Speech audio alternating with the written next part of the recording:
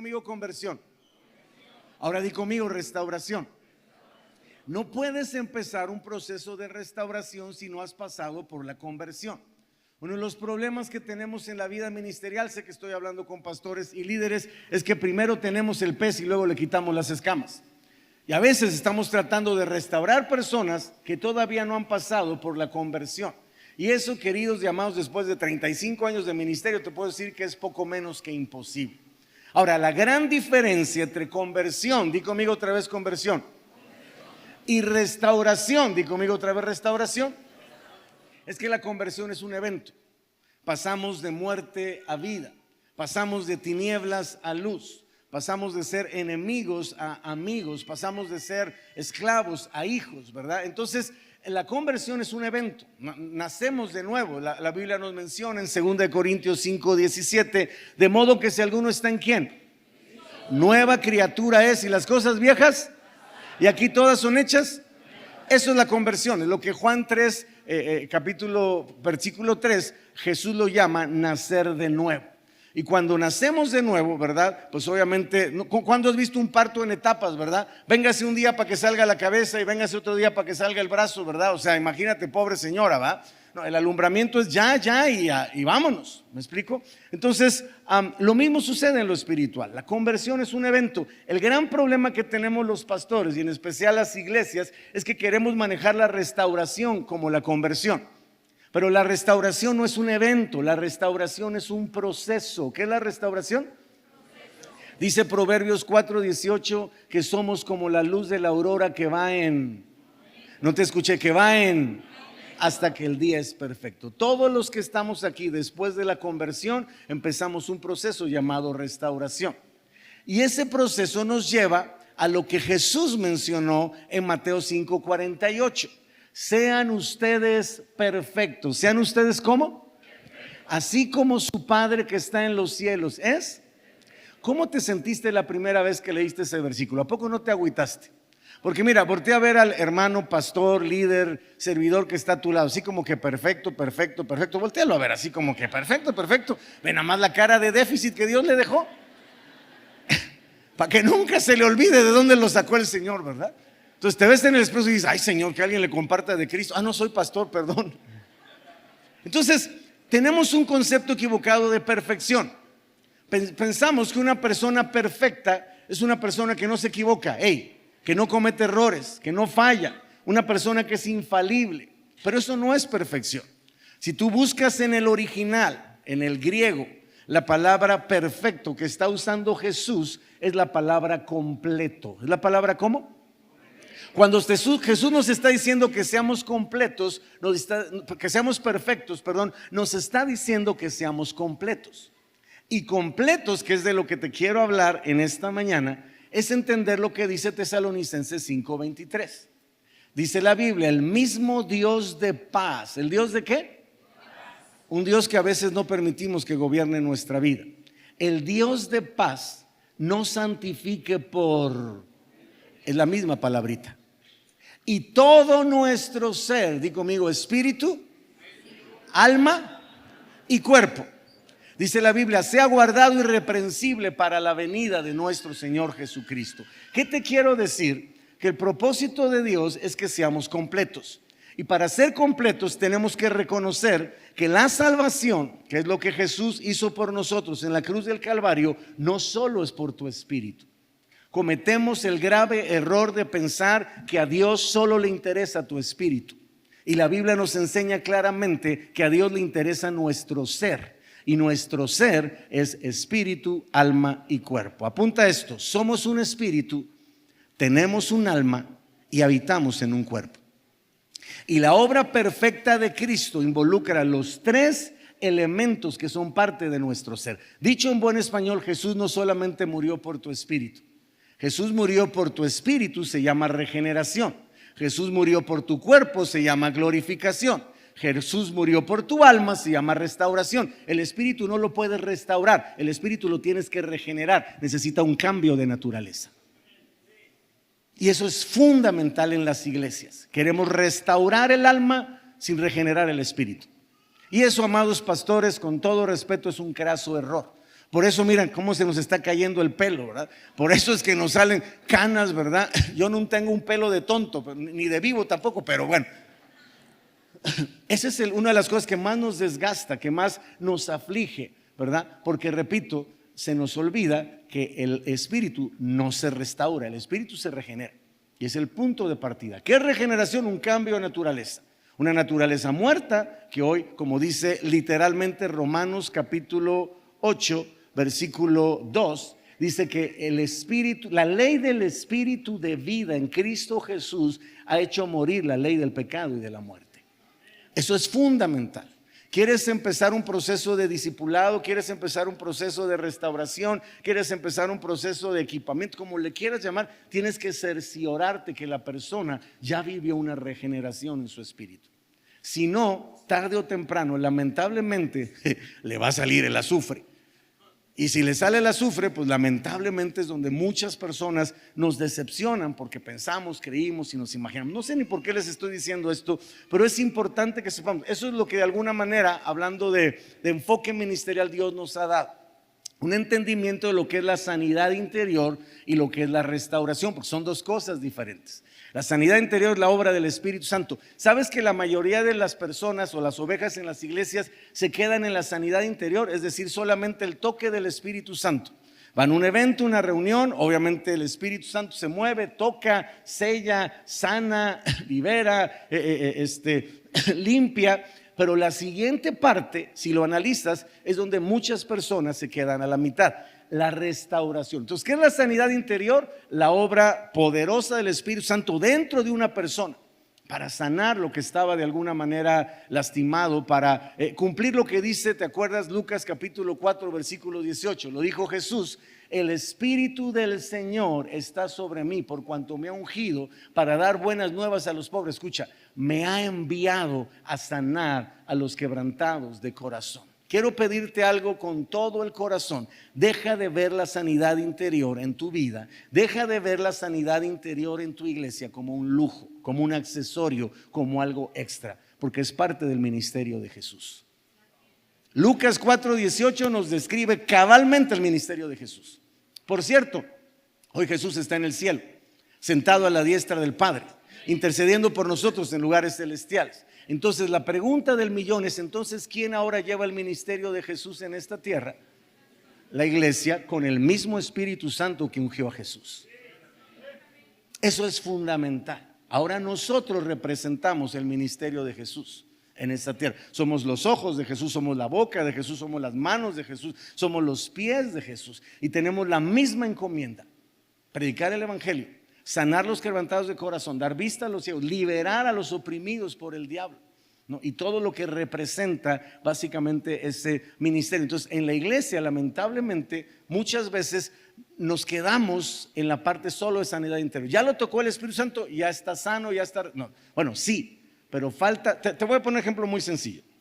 Piensa en una persona paralítica. ¿Cuál es el problema de una persona paralítica? Qué revelación, ¿verdad? No puede caminar, ¿verdad? Qué bruto, qué profundos, qué teológicos estamos, ¿no? Te vamos a dar el doctorado en espiga, aleluya, ¿verdad? Pero imagínate que de pronto hay una operación milagrosa, una técnica súper moderna, lo meten al cuate al hospital, los mejores anestesistas, asistentes, doctores, técnicos, etcétera, etcétera, lo operan, nada más una operación exitosa, los asistentes le aplauden al doctor, ¿verdad? Fue impresionante, ya repararon lo que había que reparar en la espalda, etcétera, etcétera. Pregunta, ¿el cuate sale corriendo el quirófano? Pregunta, ¿el cuate sale corriendo el quirófano? ¿Por qué no? Si ya lo operaron. ¿Qué es lo que falta? Un proceso de recuperación, de rehabilitación. ¿Va a requerir esfuerzo? ¿Va a tener que hacer terapia de rehabilitación? ¿Le va a costar sangre, sudor y lágrimas? Nosotros queremos evitar eso y le decimos a la gente: tú ya estás listo, ya estás sano, ya Dios te tocó. Y nos olvidamos que la restauración, por definición, es la habilidad que el Espíritu Santo nos da por medio de la sanidad interior de poder hacer lo que no podíamos hacer, o dejar de hacer lo que no podíamos dejar de hacer. Llámale pecado, llámale inseguridad, llámale como le quieras llamar. Ahora, ¿cuál es el problema? Que queremos restaurar antes de la sanidad interior. Y le decimos a la persona, es que ahora tienes que perdonar, y es que ahora tienes que amar, y es que ahora tienes que abrazar. No, pues abraza al de al lado y el otro está ahí como, no tiene más personalidad el poste que el amigo, ¿verdad? Y estamos tratando de, ¿qué hace la persona? Boicotea y dice, ahí nos vemos, yo aquí no puedo, yo no puedo ser cristiano. No es que no pueda ser cristiano, es que hay que operarlo primero. Hay que llevarlo a un punto donde el Espíritu Santo pueda meter su mano y arrancar todo eso que estorba, dolor, tristeza, enojo, etcétera, etcétera. En la noche hablaremos un poquito más de eso, pero quiero dejarte claro esa parte, ¿no? Y por qué para nosotros ministerialmente hoy en día es en el cuerpo de Cristo relevante entender. Pero amados, tenemos que empezar por nosotros. ¿Cuántos saben que no podemos dar lo que no tenemos? Escúchame, esto te va a ayudar mucho. Impartimos lo que somos, no lo que sabemos. Tú puedes estudiar lo que quieras estudiar, te puedes capacitar, tomar cursos, diplomados, seminarios, lo que gustes. Vas a transmitir lo que eres. Eso se llama impartición. Impartimos lo que somos, no lo que sabemos. Vamos a reproducir, hablando en el sentido ministerial, lo que somos. Y a veces lo que reproducimos son Frankensteins espirituales. Ay, Padre de la gloria. Porque eso es lo que nos sale. Luego nos frustramos. ¿Y a quién se parece ese mono? Pues a quién se va a parecer. ¿Quién lo parió? ¿No? Literalmente, ¿no? Entonces necesitamos empezar por nosotros. Y qué bueno que estás aquí. Creo que eso va a ser fundamental. Quiero recordarles solamente, y quiero aprovechar, porque ayer no lo pude hacer por el tiempo, recordarles los libros. Ayer se acabaron los que traíamos. Gracias a Dios traíamos para el domingo, traíamos más. Vamos a estar en una iglesia en la Ciudad de México el fin de semana. Entonces ya ahorita está viendo mi oficina para mandar a México los demás. Quedan algunos. Entonces yo te recomiendo pasar al final y adquirirlo. Y en la noche con mucho gusto te lo dedico. Pero si no te pones abusado, puede ser que ya no haya para en la noche, ¿sale? Pero yo quiero regalar estos dos. Y quiero hacerlo especialmente. Voy a regalar otros dos más, nada más que en la siguiente sesión. Para el pastor Timoteo y su esposa. Quisiera, pastores, si pudieran recibir esto con mucho gusto, que sea de bendición para ustedes, pastor. Que Dios me los bendiga mucho. Con gusto al rato se los dedico, ¿vale? Y bueno, yo en la noche les espero allá. Y ahorita yo te recomiendo ir por lo menos a apartar el tuyo, porque la verdad no contaba yo con que íbamos a tener la bendición de que muchos tuvieran el deseo de hacerlo. Y bueno, ¿listos para la palabra? Señor, gracias por este tiempo en tu presencia. Te hemos alabado, te hemos adorado, te hemos bendecido. Ahora pedimos, Señor, que tu Espíritu Santo nos guíe y, Señor, podamos estar atentos para escuchar tu voz. Padre, yo pido que nada nos distraiga. Espíritu Santo, que seas tú el que con poder remueve aquellas cosas que hoy necesitan ser arrancadas de nuestro corazón, lo que nos impide avanzar, lo que nos impide, Señor, romper los límites, las barreras, los muros de imposibilidad. Úngeme, Espíritu Santo, para hablar tu palabra y para que sea sellada por ti en los corazones. Envía tu palabra, Señor, y sana. Envía tu palabra y libera, restaura, limpia, Señor. Prospérala para todo aquello para lo cual tú la envías, y séllala en lo más profundo de nuestro corazón, para que podamos dar fruto de ella, fruto abundante, fruto que te glorifique, fruto al 100%, Señor. Gracias por el ambiente espiritual propicio, por blindar este auditorio, este lugar, cada vida, Señor. Toda preocupación, todo afán, toda ansiedad, lo echamos a tus pies, Señor. Y venimos por la buena parte, la que no nos será quitada, Señor, la que viene a edificarnos para seguir adelante en el cumplimiento de la razón y el destino profético que nos has dado como tus hijos, Señor. Te bendecimos y te damos la gloria en el nombre de Jesús. Amén. Dale un fuerte aplauso al Señor.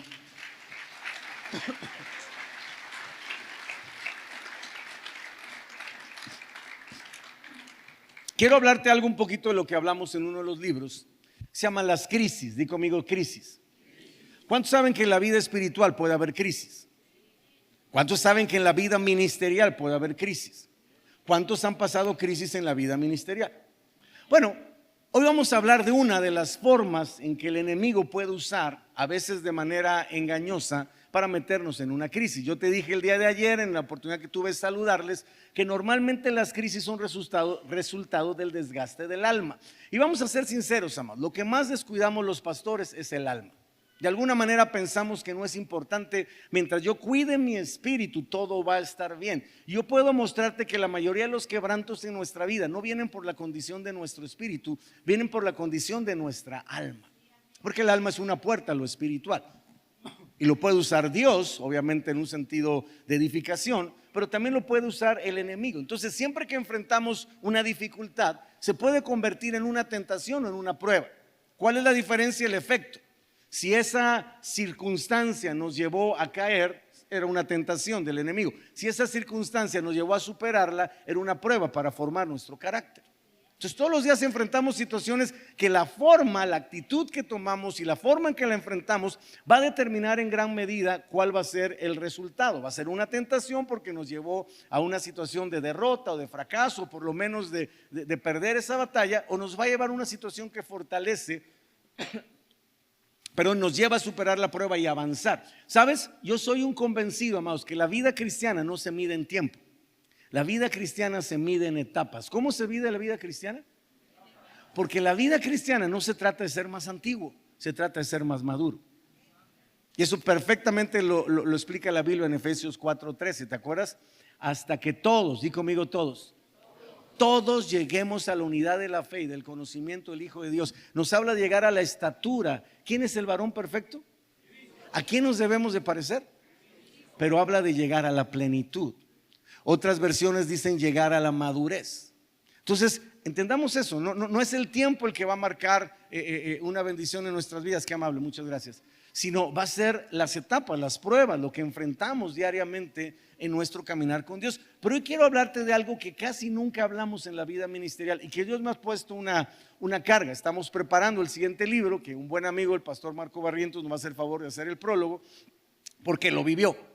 Vamos a hablar en el siguiente libro del desgaste de nuestro ser, qué desgasta nuestro cuerpo, qué desgasta nuestra alma y qué desgasta nuestro espíritu. Así que te quiero adelantar un poquito y vámonos a la palabra. Quiero que me acompañes, por favor, a la segunda carta a los Corintios, capítulo 4, versículo 16. ¿Estás aquí todavía?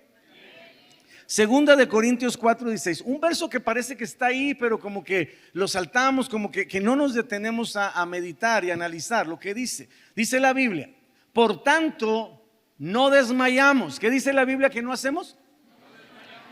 No desmayamos si respetamos el principio que vamos a aprender a continuación. Es decir, yo me voy a tomar el tiempo de enseñarte un principio espiritual y después ministrar el Espíritu Santo sobre ese principio para activarlo en nuestra vida y reconocer si no lo estamos haciendo bien para cambiarlo.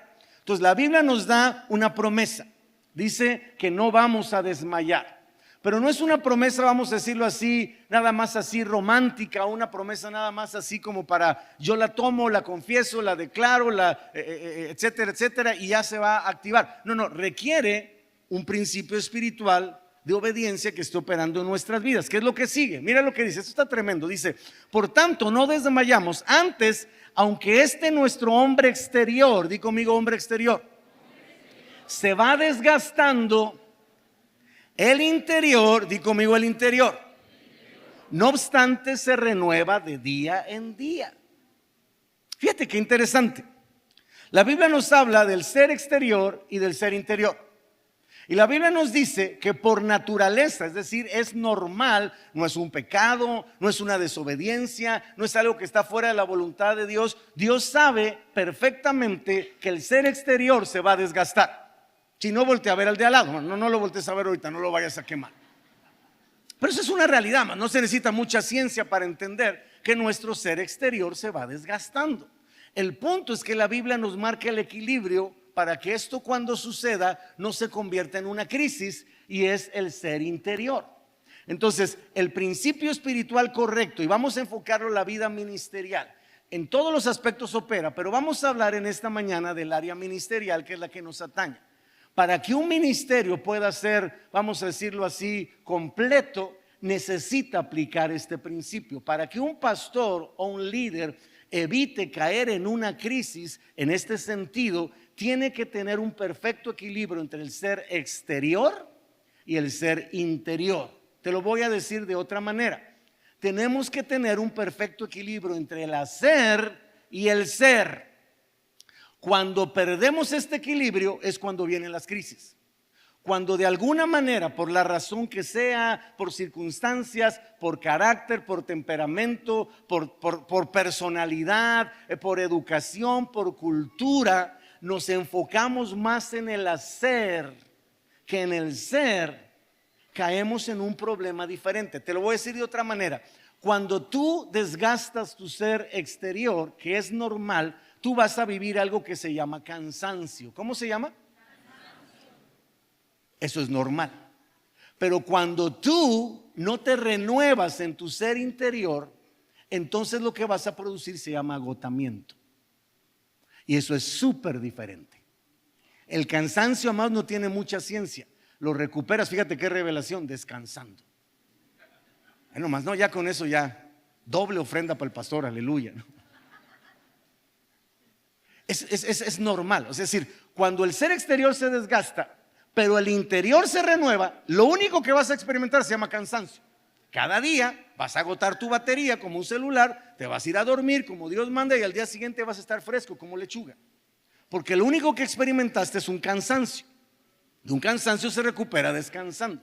Pero cuando perdemos el equilibrio, lo dice la palabra, para no desmayar necesitamos el desgaste del ser exterior, pero la renovación del ser interior.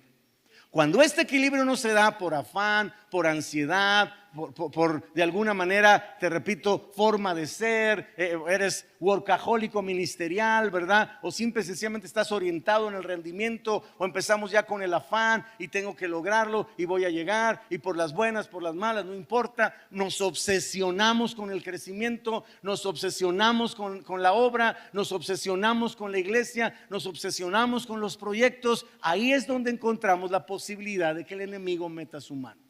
Ahí es donde se pierde el equilibrio. Estoy en el desgaste exterior sin renovar mi ser exterior. Y ahí sí no aplica este principio. Ahí sí corremos el riesgo de desmayar. Entonces, tiene, amados, que haber un balance entre el ser y el hacer. Cuando esto se pierde, entonces vienen las crisis. Dice primera carta a los Corintios 3, 16 al 17.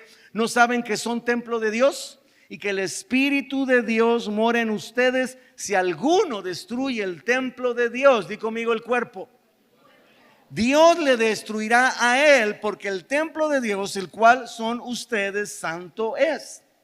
Entonces, el cuerpo es la parte de nuestro ser que más rápidamente evidencia un desgaste. Lo que normalmente se desgasta más, repito, de manera natural. No estamos hablando de algo anormal, no estamos hablando de un problema, no estamos hablando de algo que está fuera de la voluntad. Lo acabamos de leer. Nuestro ser interior se tiene que desgastar. Preocúpate si no estás desgastando el ser exterior. Porque si no estás desgastando el ser exterior, entonces no eres, que sabrá Dios, que decía platicamos en la comida con el pastor Timoteo y con el pastor Silvestre, y con el pastor José, que un buen amigo que ya partió con el Señor, el pastor Gonzalo Vega, decía que si tú no chambeas 12 horas en el ministerio, eres un catrín, ¿no? Entonces, preocúpate si no estás desgastando el ser exterior, pero también preocúpate si no estás renovando el interior. Porque ahí es donde corres el riesgo, no en un día, no en una semana, sino después del tiempo. Entonces, este efecto natural se llama cansancio. Cuando es antinatural, lo vamos a ver más adelante, se llama agotamiento. Y déjame ponerte un ejemplo en la palabra. ¿Estás aquí todavía? Vamos a ver la historia de un ícono de la Biblia llamado el rey David. ¿Cuántos conocen al rey David? Digo, si eres pastor y no conoces al rey David, estás en un grave problema, ¿verdad? Y vamos a ver un caso interesante de la vida del rey David, que hay muchísimos, podríamos hacer una cantidad de estudios exhaustivos del rey David, ¿verdad? Y muchas cosas. Pero vámonos al segundo libro de Samuel, capítulo 21. Todos sabemos que David era un matagigante, ¿cierto? Es más, el pueblo de Israel, te sabes la historia en Samuel 17, ¿verdad? Estaban todos, incluyendo el rey, ¿verdad? Muertos de miedo, estaban bien acalambrados por un gigante llamado Goliat, que durante 40 días, en la mañana y por la tarde, lanzaba un desafío.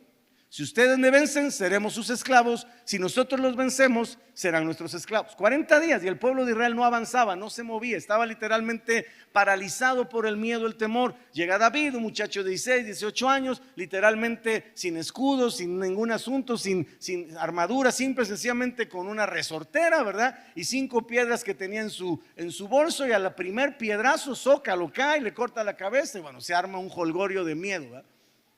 Toda una historia. Y a partir de ahí la vida de David cambia, se activa su destino profético. Pero esto 10 años después, este ya es un David consolidado. Ya no es un chavo, ¿verdad? Un adolescente que le salían las hormonas por las orejas, pero ya no solamente era un matagigantes, ya era un guerrero, ya era un rey, ya era el ungido del Señor. O sea, ya le vamos acumulando títulos, le vamos acumulando experiencias, le vamos acumulando procesos. Ya literalmente matar gigantes era el de por sí de David, era parte de su ADN. Y había literalmente en la cueva de Adulam sacado 400 hombres enlutados, endeudados, amargados y todo lo que termine en hados, y los convirtió en los valientes de David. De David sale un montón de hombres matagigantes, porque vamos a reproducir lo que somos, no lo que sabemos. Entonces, David se reprodujo en matagigantes, David se reprodujo en valientes, David se reprodujo en guerreros, ¿verdad? Y en este pasaje, digamos que todo lo externo era normal. Acuérdate del principio que aprendimos: nuestro ser exterior se va desgastando, pero nuestro ser interior se va. Ok. Entonces, es el mismo principio que aplica aquí con David. Y esto es 2 Samuel 21:15. Y dice la Biblia: volvieron, es decir, ya lo habían hecho, volvieron los filisteos a hacer la guerra a Israel. Hasta ahí todo es normal, no era algo nuevo. Escucha, los filisteos no tenían una nueva estrategia. No fue una guerra diferente, no usaron ahora bombas o torpedos ¿cómo se llama? Pistolas. No, era las mismas espadas, los mismos filisteos, el mismo valle, la misma guerra, la misma estrategia, todo era igual. Lo dice la Biblia: volvieron los filisteos a hacer la guerra. No era algo nuevo, no era algo que nunca había sucedido, no era una novedad, no era una sorpresa. Perfectamente David y su ejército sabían cómo operaban los filisteos, cómo peleaban los filisteos, cómo hacían la guerra los filisteos. Y dice la Biblia que descendió David y sus siervos con él, como siempre. Literalmente estaban en automático. Ya sabían qué hacer, cómo lo tenían que hacer. Es como tú el domingo, ya sabes perfectamente cómo va una reunión, la oración, la alabanza, los diezmos, las ofrendas, la predicación, el llamado, la administración, etcétera, etcétera. Ya de alguna manera no creo que te sorprenda lo que sucede generalmente en una reunión. Ya es de alguna manera algo automático. Lo mismo sucedió con David. Estaba haciendo la guerra con un enemigo conocido, no era un enemigo nuevo, no había ninguna novedad en el asunto. Eran los mismos siervos, eran los mismos enemigos, era el mismo David, era el mismo valle, era la misma montaña, era la misma espada, era la misma estrategia. Y dice la Biblia, ¿qué hicieron? Pelearon con los filisteos.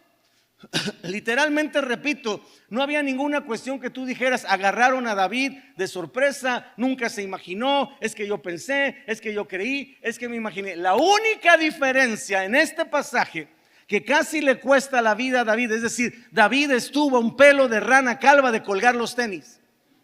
No porque estaba en pecado, no porque estaba fuera de la voluntad, no porque estaba haciendo algo incorrecto, no porque estaba haciendo cosas de una manera antibíblica. Simple y sencillamente, amados, David se cansó.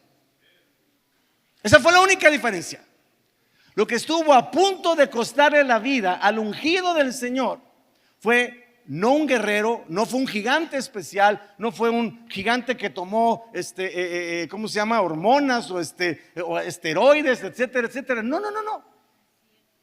La diferencia era lo que tenía dentro David: un cansancio.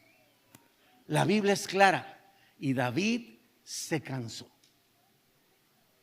¿Sabes que el cansancio se ha vuelto una de las cosas más toleradas en lo espiritual? Porque no lo vemos como un pecado. Quiero que escuches lo que te voy a decir de parte del Espíritu Santo y lo abraces en tu corazón como algo que te puede salvar el pellejo en lo espiritual. Y acuérdate de mí cuando estés en una crisis.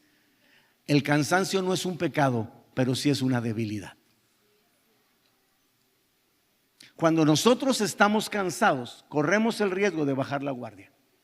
Es el momento donde el enemigo más va a activar la posibilidad de atacarnos con pensamientos, de atacarnos con sentimientos, de atacarnos con circunstancias. Sabe que es el momento que puede producir algo que es muy común cuando toleramos de manera consistente el cansancio, que se llama desánimo. Y el enemigo es experto en esparcir el desánimo. La mayoría de las personas, ministerialmente, mi función hoy, por gracia del Señor, en el cuerpo de Cristo, es solamente atender pastores. Yo ya no atiendo nada más. Tenemos 2 clínicas, ¿verdad? Desde hace muchos años, pero ya delegamos todo a un equipo de trabajo de pastores cristianos que tienen la herramienta clínica y todo. Y nos hemos enfocado, mi esposa y yo, a atender pastores. Entonces, no te estoy hablando de algo que leí en el internet. Estoy hablando de algo que he vivido en lo personal como ministerio y que todos los días atiendo personas en España, en Argentina, en México, en Estados Unidos, que están pasando por situaciones de crisis. No solo por este tema, pero ese es uno de los temas que he encontrado hoy en día, que está literalmente haciendo que los pastores bajen la guardia y que caigan al riesgo de algo que nunca nos hemos imaginado. Mira, escúchame con tu corazón. ¿Estás aquí? Conocemos lo que es la muerte física. Conocemos lo que es la muerte espiritual. Pero muy pocos de nosotros entendemos lo que es la muerte ministerial. A veces el diablo no quiere acabar con tu vida ni con tu eternidad. Se conforma con acabar con tu ministerio. Y va a usar, entre otras cosas, el cansancio. Así que a partir de ahora yo te reto a que dejes de ver el cansancio como algo normal o como algo inclusive que te valida, como diciendo soy la onda, soy muy buen. Empieza a verlo como una debilidad. Y pensar en cómo te vas a recuperar de ello, porque no es un pecado, pero las tentaciones del enemigo van a venir generalmente cuando estamos cansados, porque el cansancio puede activar en nuestra vida, amados, escúchame, algo que se llama vulnerabilidad. Nos volvemos más vulnerables a lo que yo le llamo los depredadores espirituales. Así como los tiburones huelen la sangre, el diablo puede oler el cansancio, puede oler el miedo, puede oler la falta de perdón. Hay un montón de depredadores espirituales y no tenemos ningún tipo de fuero como pastores porque somos de carne y hueso y un pedazo de pescuezo. Somos del mismo barro. Tenemos que dejar de vernos como los superungidos. A mí no me va a pasar. Mira, yo he encontrado algo en la vida espiritual. Lamentablemente, cuando de alguna manera vemos a nuestro alrededor a alguien que le está pasando mal, una depresión, un desánimo, está a punto de dejar el ministerio, una crisis matrimonial, un problema grave con un hijo que se apartó de Dios o que entró en las drogas o que está renegando de su fe, nos duele y buscamos ayudar, pero dentro de nosotros pensamos, a mí nunca me va a pasar. Es algo común en la vida ministerial. Vemos esas situaciones como algo externo. Yo nunca voy a pasar por eso. A mí nunca me va a pasar con mis hijos. A mí nunca me va a pasar con mi cónyuge. A mí nunca me va a pasar con mi cuerpo. A mí nunca me va a pasar con mi alma. El problema es que cuando nos pasa entramos en otra categoría. Pienso que soy el único al que le está pasando. Hasta que venimos a la convención de centros de fe, Esperanza y Amor, y nos damos cuenta que hay muchos que estamos batallando con las mismas cosas. Pero eso quiere hacer el enemigo, aislarte. Aparte de todo, meterte la culpa. Es que soy pastor, es que yo no debería sentirme así, es que soy pastor, es que yo no debería estar experimentando esto. Y vamos a profundizar un poquito más, ¿verdad? Y vamos a encontrar, ya vimos lo que pasó en el rey David. Bueno, vamos a ver a otro ícono de la Biblia. ¿Cuántos han oído hablar del profeta Elías? ¿A los demás no? A ver, segunda oportunidad. ¿Cuántos han oído hablar del profeta Elías? Porque a lo mejor me equivoqué y estoy en la convención del Club de Leones o algo así por el estilo. Estamos hablando del profeta de fuego. Elías es un cuate que podía pararse enfrente de un ejército y el capitán decir, Elías, hijo del Dios Altísimo, baja para ir con el rey. Y él contestar, si soy siervo del Dios Altísimo, que caiga fuego del cielo y te consuma a ti y a tus 50. ¿Cuándo fue la última vez que oraste y cayó fuego del cielo? Elías era un cuate que podía hacer un concurso con los profetas de Baal y literalmente decirles, vamos a ver de qué cuero salen más correas. Esa es la versión Reina Jarocha, no la conoces porque no está en YouVersion, ¿no?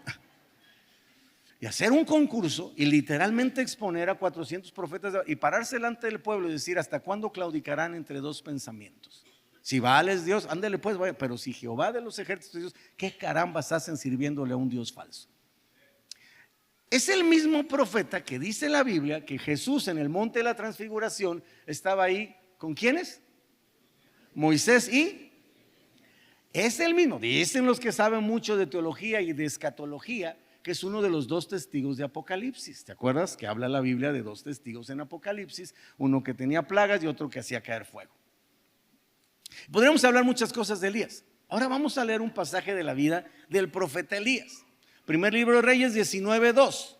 Dice, entonces envió Jezabel a Elías un mensajero diciendo, así me hagan los dioses y aún me añadan, si mañana a estas horas yo no he puesto tu persona como la de uno de ellos. Es decir, Jezabel, la esposa de Acab, está mandándole un mensajero de Satanás a Elías para amenazarlo de muerte por haber matado a los profetas de Baal. Eso me lleva, Pastor Timoteo, a una conclusión teológica.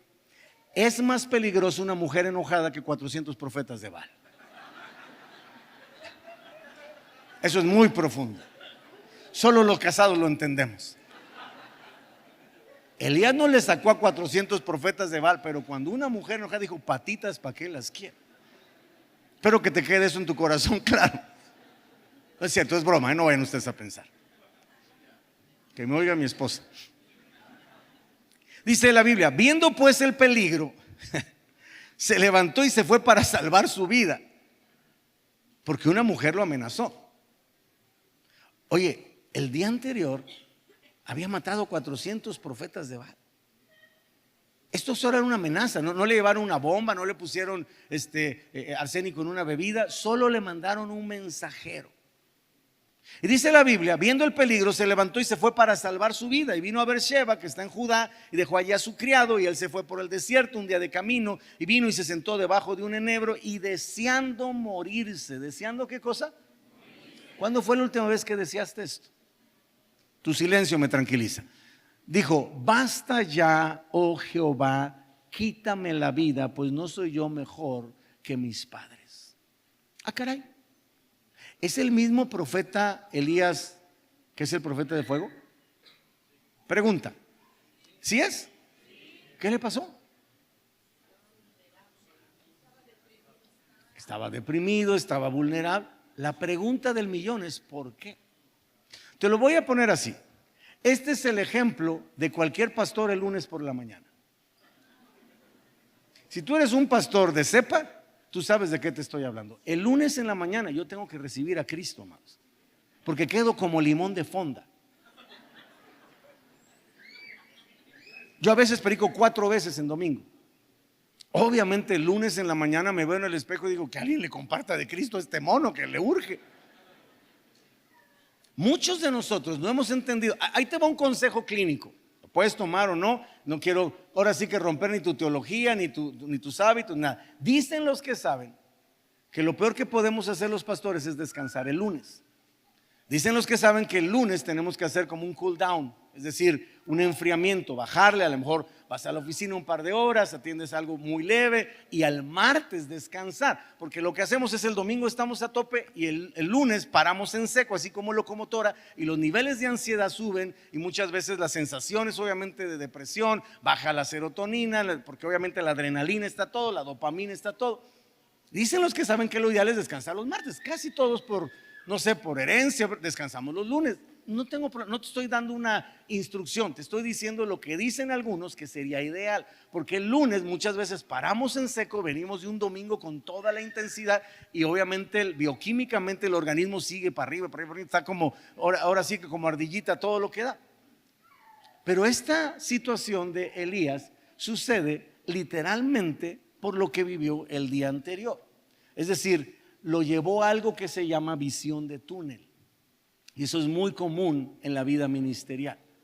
Puedes tener un domingo glorioso, la presencia, pero hay un desgaste en el cuerpo. ¿Te acuerdas lo que te dije? El ser exterior se va desgastando. El ser interior se va renovando.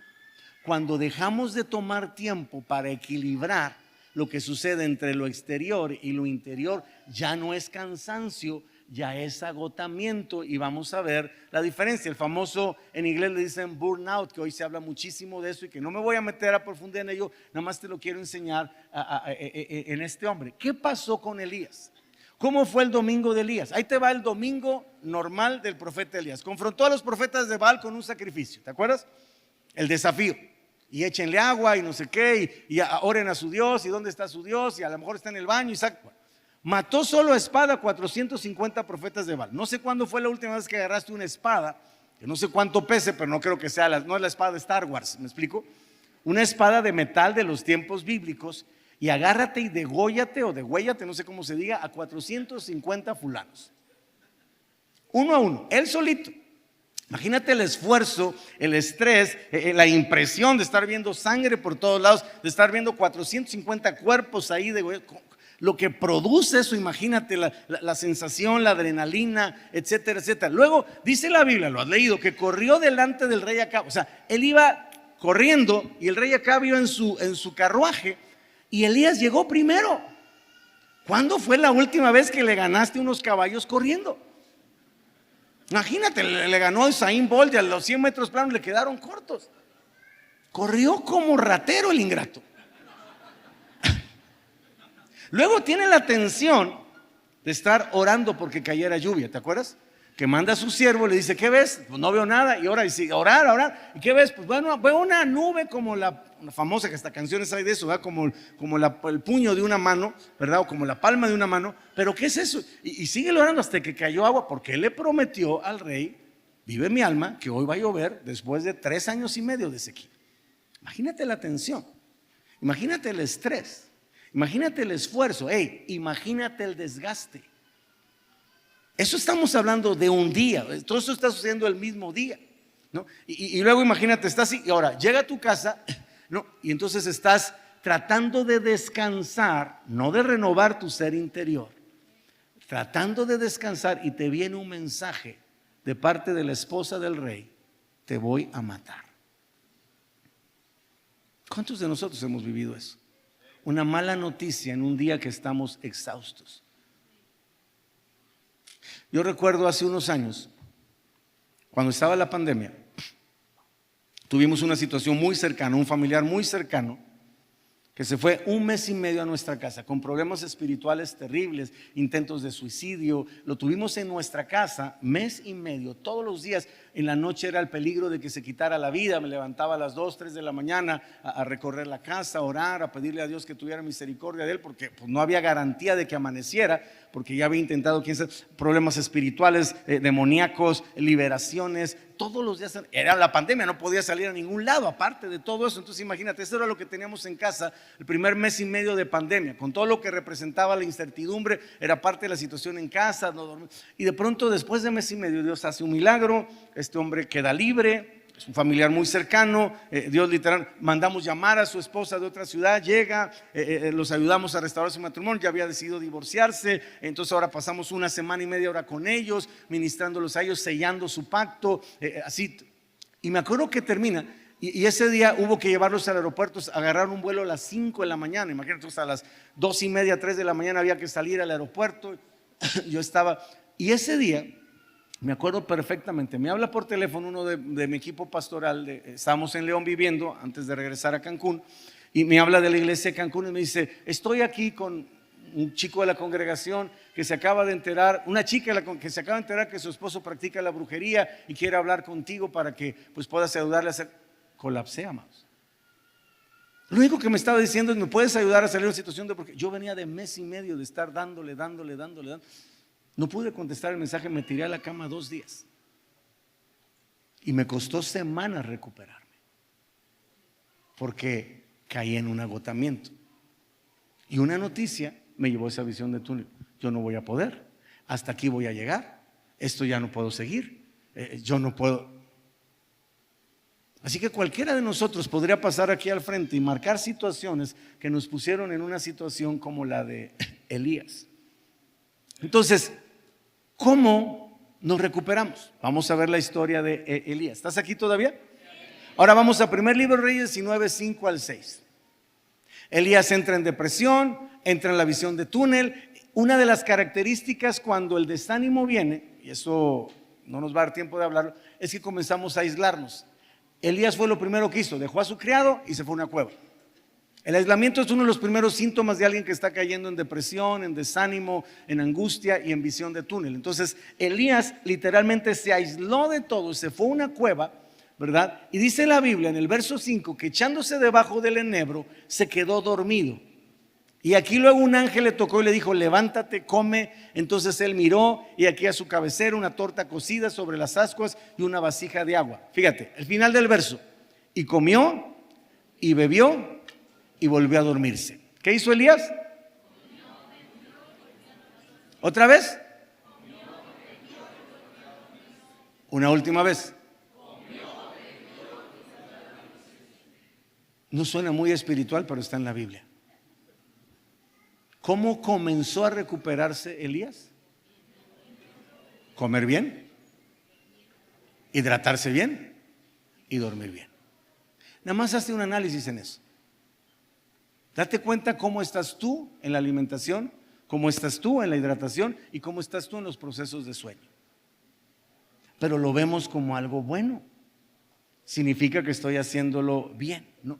Entonces, no hay descanso si esos tres aspectos no están definidos, ¿verdad? Si no cambiamos la rutina, ¿verdad? Si no entendemos el riesgo de no detenernos a tiempo. Normalmente nos detenemos hasta que hay algo que se llama somatización, es decir, un síntoma de enfermedad. ¿Cuándo decidimos detenernos? Cuando literalmente tenemos que ir a dar al doctor. Cuando literalmente ya empezamos a vivir una situación, pues a veces, si no grave, complicada de salud. Mira, te voy a poner un ejemplo personal, no sé cuánto tiempo me queda, pero me voy a apurar.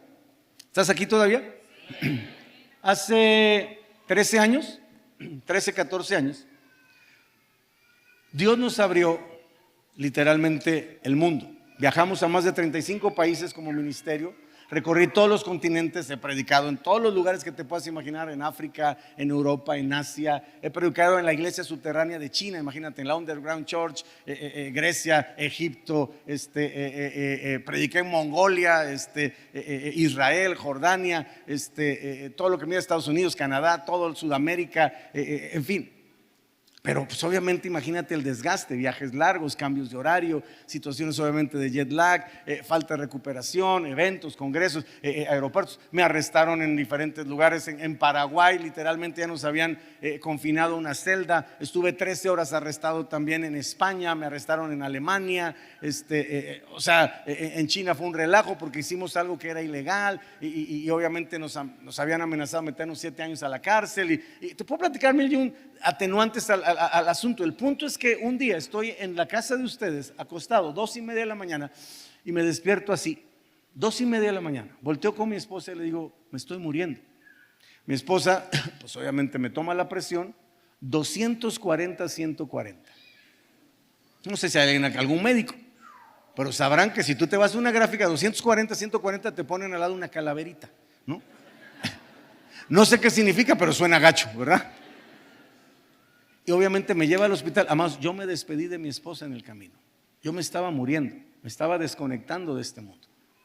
Llego al hospital, obviamente me conectan con todo, me pasan de urgencia, me ponen 80, todos sonaban las alarmas por todos lados, doctores, cardiólogo, internista, enfermeras, todo. Y ahí estaban conectándome. Yo nada más me empezaron a meter debajo de la lengua un montón de polvitos. Ahí estaba, ya no sé, yo viendo para arriba, nada más ves el foco ese horrible que tienen ahí, que sientes que es como el túnel ya para irte al cielo, casi casi. Hijos de la mañana, ¿por qué ponen ese focote ahí, verdad? Sientes que es así como el portal ya para de una vez salir con San Pedro y todo el asunto, ¿no? Y yo me acuerdo, no sé qué significa, a lo mejor yo me acuerdo que me estaban checando, de pronto la enfermera se voltea con el doctor, así, Dios es testigo, le dice, doctor, no sé qué significa eso, pero me dio un perro miedo, un perro susto. Dije, no creo que sea bueno que una enfermera le diga al doctor. Obviamente ya no había nadie ahí de mi familia y nada, afuera estaba mi esposa, vino el equipo de pastoral, líderes, a estar orando ahí alrededor del hospital, en la sala de espera, todo. Y de pronto yo me acuerdo que estoy así, Dios es testigo que lo que te voy a decir es real. Y de pronto yo no podía voltear la cabeza, nada, estaba literalmente todo conectado. Y recuerdo que al lado yo veía la silueta de un doctor, o sea, su bata blanca, y me empieza a hablar y me dice, ¿cómo se llama? Ya lo de mi nombre, dije, pues lo mandaron para tranquilizarme, ¿no? Y me dice, ¿y a qué se dedica? Le digo, soy pastor, fíjate. Y me dice, entonces si usted es pastor, ¿sabe si se muere a dónde se va a ir, verdad? Y yo, ¿me puede repetir la pregunta? Le digo, pues sí, pero no se quiere morir, ¿verdad? Pues no. ¿Le preocupa a su familia, verdad? Pues sí. Pero usted sabe que Dios tiene el control de todas las cosas. Pues sí, casi recibo a Cristo ahí con el amigo.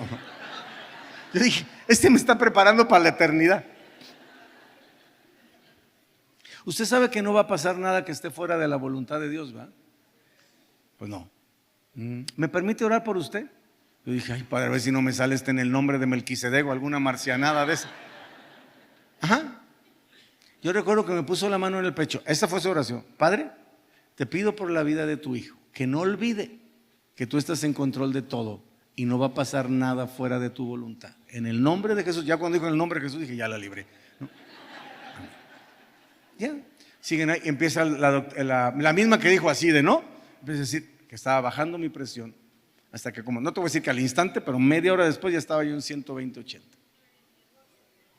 Y entonces le pido a mi esposa que entre, y ya que estoy pues poquito más recuperado, le digo, oye, diles por favor que me permitan hablar con el médico que pues me estuvo calmando, el que estaba aquí de este lado, porque quiero darle las gracias porque me ayudó mucho su oración y me bendijo mucho.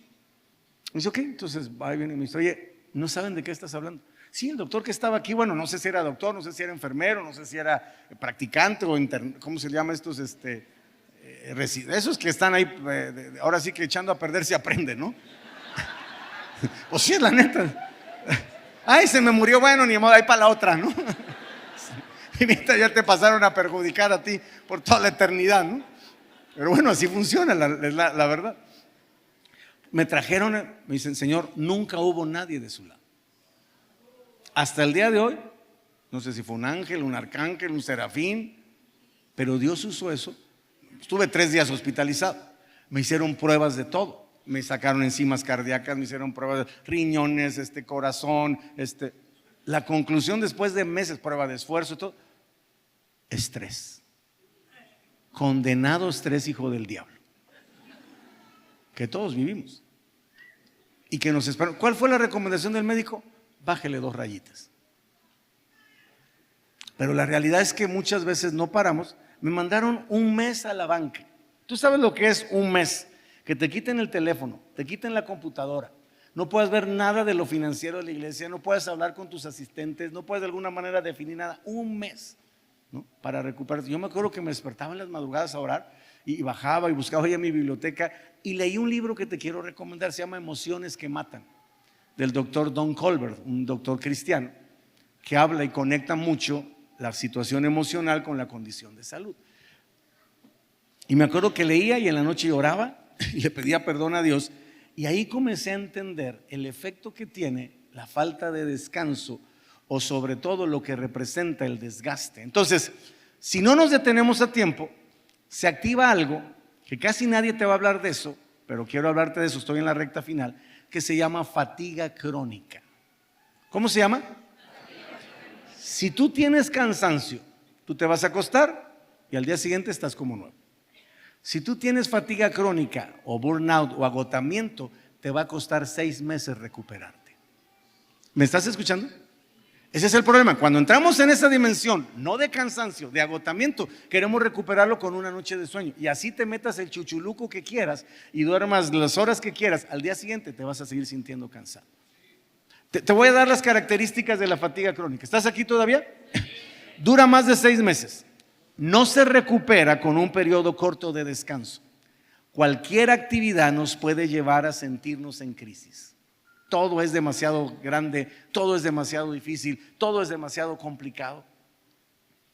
Lleva fuertes dolores musculares, ni se diga dolores de cabeza, migrañas, jaquecas. Va acompañada el agotamiento o la fatiga crónica de dosis fuertes o fuertes dosis de depresión. ¿Qué más? Pérdida de la memoria, falta de concentración, pérdida del sueño. Amados, si le pasó al profeta Elías y al rey David, seamos sinceros, le puede pasar a cualquiera. David se cansó y estuvo a punto de morir. Ya no hablamos de eso. Si no hubiera venido uno de sus ayudantes, si no hubiera venido uno de sus líderes, si no hubiera venido uno de sus valientes, literalmente David chupa faros ese día, porque se cansó. Elías, si no hubiera Dios venido y le hubiera mostrado el silbo apacible y delicado, porque te acuerdas que vino el fuego y Elías dijo, de aquí soy, pues soy el profeta de fuego, pero el Señor no estaba en el fuego, y vino el terremoto y vino el viento recio, pero el Señor, a veces lo que necesitamos es un silbo apacible y delicado. Nada estridente, nada estruendoso, nada así súper. Solamente tiempos de refrigerio en su presencia. Escúchame, para el cuerpo necesitas descanso. Si puedes apuntar, apunta esto. Para el cuerpo necesitas descanso. Para el alma necesitas reposo. Para el espíritu necesitas refrigerio. No sé si sabían, pastores, la palabra refrigerio en el original es la palabra avivamiento. Nosotros pensamos que el avivamiento es algo externo. El avivamiento empieza por el refrigerio, por la comunión con Dios, por el reconectarnos con Él, con renovar el ser interior. Y fíjate qué interesante, estoy terminando, te lo prometo. Nada más, quiero que me acompañes a 1 Libro de Reyes 1 al 4. ¿Me puede ayudar alguien en el piano, por favor? Y ahorita se me prepara el grupo de alabanza, pero denme chance nada más de esto. Fíjate, 1 Reyes 1 al 4. ¿Qué pasa si no descansamos, si no reposamos, si no tenemos refrigerio? ¿Qué pasa si perdemos el equilibrio entre el desgaste del ser exterior y la renovación del ser interior? Bueno, vamos a ver una historia en la Biblia. Otra vez vamos con el rey David. Ya vimos cómo le iba a David. Fíjate, cuando el rey David era viejo, ¿cómo era el rey David? Y avanzado en días, le cubrían de ropas, pero no se calentaba. Le dijeron por tanto sus siervos: busquen para mi señor el rey una joven virgen, para que esté delante del rey, escucha, y lo abrigue y duerma a su lado, y entrará en calor mi señor el rey. Y buscaron una joven hermosa por toda la tierra de Israel, y hallaron a Abisag sunamita, y la trajeron al rey. Y la joven era hermosa, y ella abrigaba al rey. ¿Qué hacía ella? Y le servía, pero el rey nunca la conoció. Cuando tú lees ese pasaje, ¿cuál es el cuadro que viene a tu mente? Un rey David, perdón la expresión, decrépito, en una ancianidad, literalmente ya ni siquiera poder retener calor en su cuerpo, ya ni siquiera, ¿verdad? Imagínate que se acuesta una mujer del perfil de esta mujer y este cuate ni en cuenta. A ver que nos lo hagan a nosotros, ¿va? Dios nos guarde, ¿va? Pero David nada más le calentaba los pies, lo abrigaba. Porque imagínate, te imaginas al David así, titilando. Y tú dices, no, el David tendría 90, tendría menos de 70 años. Cuando eso sucede, David muere a los 70 años. Ponte que esto haya sido 4 años antes, tenía 66. No quiero que levantes la mano.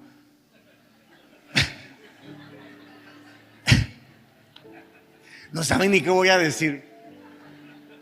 Pero ¿cuántos de aquí tienen 66 o más y no están en esa condición? Amados, 70 años, aún en ese tiempo, no debería ser una vejez tan desgastante. Pero piensa en la historia de David: persecuciones, angustias, broncas afuera, broncas adentro, broncas con los hijos, broncas con las nueras, broncas con las esposas, broncas entre los hijos, broncas con los generales, broncas con...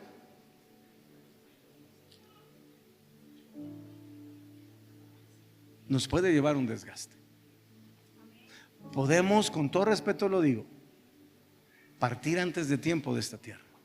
O sea, para mí lo más grave de esto no es que nos desgastemos, porque eso es parte del show, es que no tengamos el equilibrio y de pronto ya no podamos tener la capacidad de servir a Dios con la misma excelencia,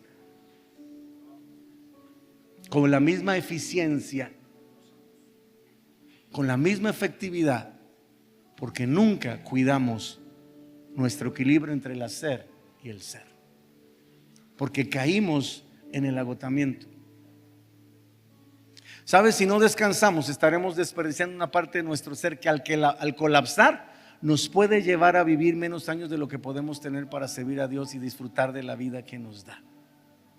Termino con esto, la Biblia, el Señor Jesús, mira lo que dice, Mateo 11, 28 al 30. Fíjate el llamado del cielo. Esta es una invitación de Dios, no es una petición de nosotros. O sea, esto está en la voluntad de Dios, el descanso, el reposo y el refrigerio, que la Biblia no dice que nosotros tenemos que pedírselo a Dios. La Biblia dice que es una invitación del cielo: vengan a mí. ¿Cómo dice Jesús? Todos los que están trabajados y cargados, y yo los haré descansar.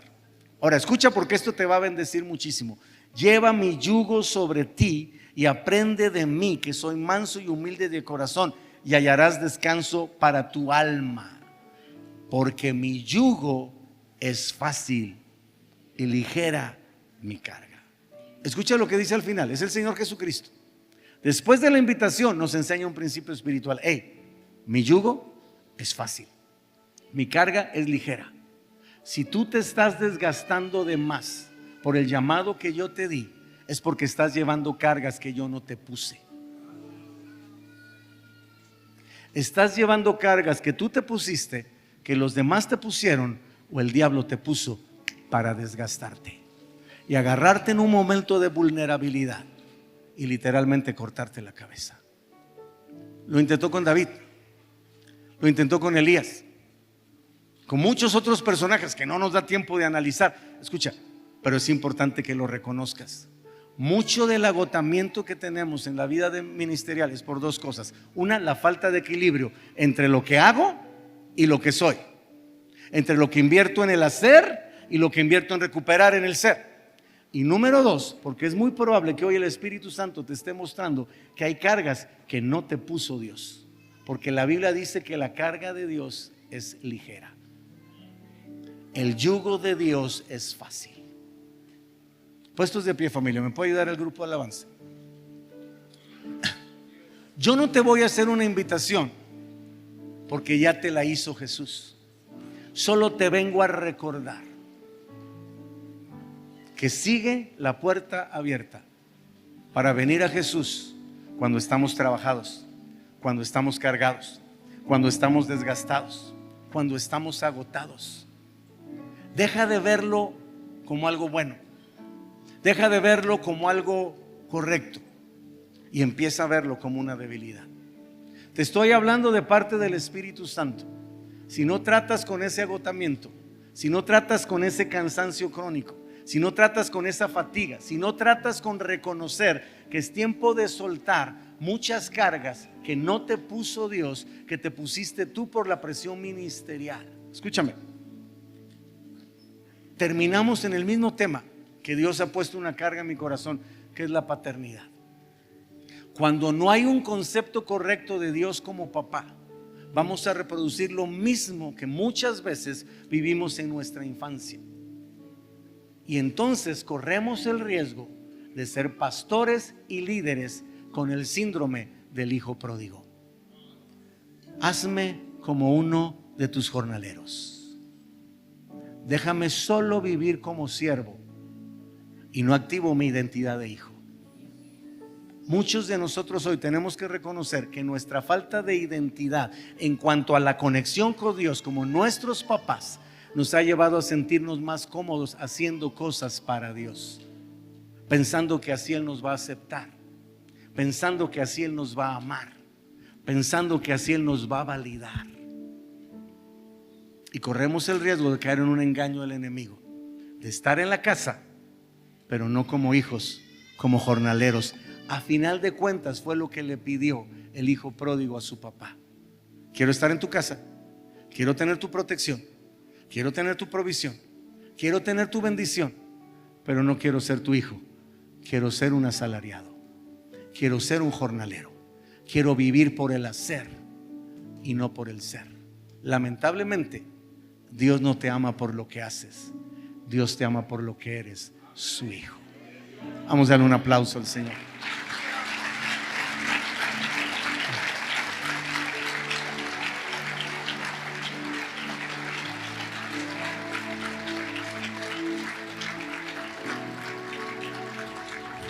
Todo ojo cerrado en este auditorio, toda mano levantada al cielo. Señor Jesús, hemos escuchado tu palabra. Ahora pedimos que la selles en nuestro corazón. No queremos ser presa del diablo por la vulnerabilidad de estar demasiado cansados, demasiado agotados, quizás demasiado enfocados en el hacer, quizás descuidando el ser interior, quizás sin dejar de renovar, afanados, turbados, de alguna manera orientados en lograr cosas, en tener éxito, como una especie de validación. Queremos sacudirnos el espíritu de jornaleros, de asalariados, de vivir por el hacer y tomar nuestra posición de hijos. Señor, queremos soltar las cargas que no nos has puesto tú, que nos han cargado, nos han agobiado, nos han quizás desgastado, nos han llevado al punto de colapsar, nos han sensibilizado demasiado al sentimiento solo de responsabilidad. Quizás hemos dejado de disfrutar lo que hacemos para ti, pero queremos pedirte, como algún momento David lo pidió: vuélveme el gozo de la salvación. Cuando él experimentó el cansancio y cuando él vivió una situación terrible, esa fue su respuesta. No pidió el reino, no pidió pidió que le devolvieras el gozo. Señor, los que hemos o han dejado de disfrutar por el afán, por la preocupación, por el estrés, por la ansiedad, Señor, por el desgaste, aquellos que han dejado de disfrutar, que solo lo han visto como responsabilidad y han perdido la oportunidad de verlo como privilegio. Señor, hoy queremos venir a ti, responder a tu llamado, a la invitación del cielo. Vengan a mí, vengan a mí. Vengan a mí. Te lo leo en otra versión. Dice: ustedes viven siempre angustiados y preocupados. Vengan a mí y yo los haré descansar. Obedezcan mis mandamientos y aprendan de mí, pues yo soy paciente y humilde de verdad. Conmigo, dice Jesús, podrán descansar. Escucha, lo que yo les impongo no es difícil de cumplir, ni es pesada la carga que les hago llevar. Señor, hoy reconocemos que hay cosas que estamos llevando y que son un lastre. Hay cosas que estamos llevando y dice tu palabra: despojémonos de todo peso. Despojémonos de toda carga, despojémonos de todo lastre, de todo aquello que quiere detener, alentar o desviar nuestro avance en el propósito que tienes para nosotros. Así que hoy venimos a responder a la invitación. Amado, si tú puedes reconocer que estás luchando con esto, por favor, es tiempo de romper el límite. Es tiempo de activar tu voluntad, es tiempo de sacudirte esas cargas, es tiempo de reconocer el cansancio, el desequilibrio, el agotamiento, lo que ha querido venir a hacerte débil, a hacerte vulnerable, a exponerte, a hipersensibilizarte a las situaciones del entorno. Si quieres responder ese llamado, vamos, ven, sal de tu lugar ahora, ven rápidamente, vamos, rompe el límite, activa tu voluntad. No es